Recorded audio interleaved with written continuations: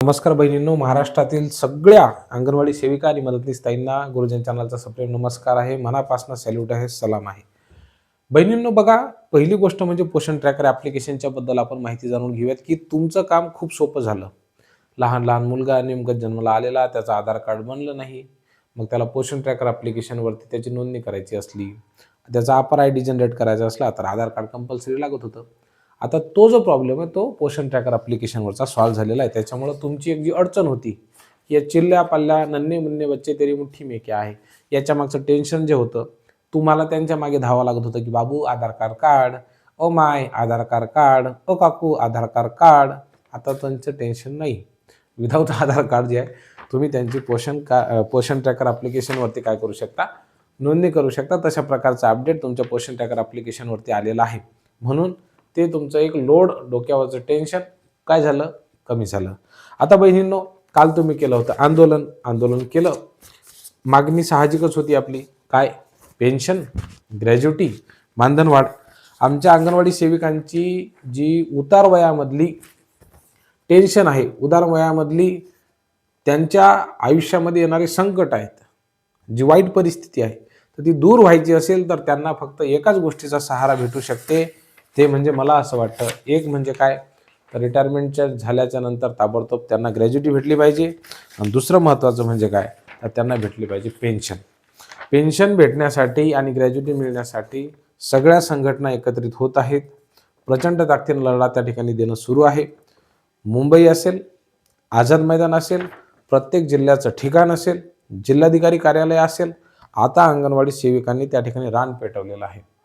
अगदी गल्लीपासून तर दिल्लीपर्यंत, संसदेपर्यंत अंगणवाडी सेविकांचा आवाज उठवला जात आहे.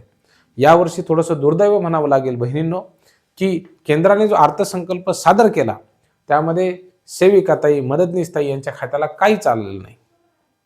परंतु किमान आता पुढच्या वर्षीचा ज्यावेळेस अर्थसंकल्प सादर होईल त्यावेळेस मात्र सरकारला अंगणवाडी सेविकांचा जो प्रश्न आहे तो मार्गी लावावा लागेल. एक दुसरं महत्त्वाचं काय, तर त्या ठिकाणी आदितीताई तटकरे यांची भूमिका खूप महत्त्वाची राहणार आहे. महिला बालकल्याण विकास विभागाच्या वतीनं अंगणवाडी सेविकांचा प्रश्न, मदतनीसताईंचा प्रश्न आदरणीय आमच्या ताईंनी सोडवावा. त्यासाठी हवे ते प्रयत्न तुम्ही करा. आणि आमची या ठिकाणी विनंती राहील या ठिकाणी फडणवीस साहेबांना, फडणवीस साहेब तुम्ही हा चमत्कार करू शकता. तुम्ही लाडक्या बहिणींना हजारो कोट्यावधी रुपयांची त्या ठिकाणी मदत करू शकता, लाडकी बहीण योजना आणून. तर मग अंगणवाडी सेविका सुद्धा तुमच्या बहिणीच आहेत. आणि म्हणून नाथांचा नाथ, अनाथांचा नाथ एकनाथ शिंदे साहेब यांच्याकडून सुद्धा खूप अपेक्षा आहेत की तुम्ही या ठिकाणी अंगणवाडी सेविकांचा जो प्रश्न आहे तर तो मार्गी लावाल. कारण की शिंदे साहेबांनी ही किमया केलेली आहे. त्यांना बहिणींचा भाऊ म्हटलं जातं. संपूर्ण महाराष्ट्रातील बहिणींची ताकद या भावाच्या पाठीमागे आहे. त्यामुळे एकनाथ शिंदे साहेब सुद्धा या ठिकाणी अंगणवाडी सेविकांचा जो प्रश्न आहे तर तो प्रकर्षाने मार्गी लावतील. आणि त्यांचे हे दोन प्रश्न, ठीक आहे, एक वेळेस पगाराचं कमी जास्त झालं तर चालते, पण एक पाहिजे ग्रॅज्युटी, उतार वयामध्ये त्यांना ठराविक रक्कम भेटायलाच पाहिजे. गुजरातमध्ये भेटू शकते तर महाराष्ट्रामध्ये सुद्धा भेटायला पाहिजे. हा आदर्श शिंदेसाहेब तुम्ही सर्व महाराष्ट्रासमोर घालून देऊ शकता. ही संधी तुमच्याकडे आहे. आदरणीय फडणवीस साहेब असतील तर त्यांच्याकडे सुद्धा ही उत्तम अशी संधी आहे. आदितीताई असतील तर तुम्ही एक पेन्शनचा प्रश्न मार्गी लावा. थोडीफार का होईना पेन्शन भेटली पाहिजे आणि ग्रॅज्युटी भेटली पाहिजे. या बहिणींनो, याबद्दल तुमच्या सगळ्यांचं काय मत आहे, तुमच्या काय भावना प्रतिक्रिया आहेत त्या मला कमेंट करून नक्की कळवा.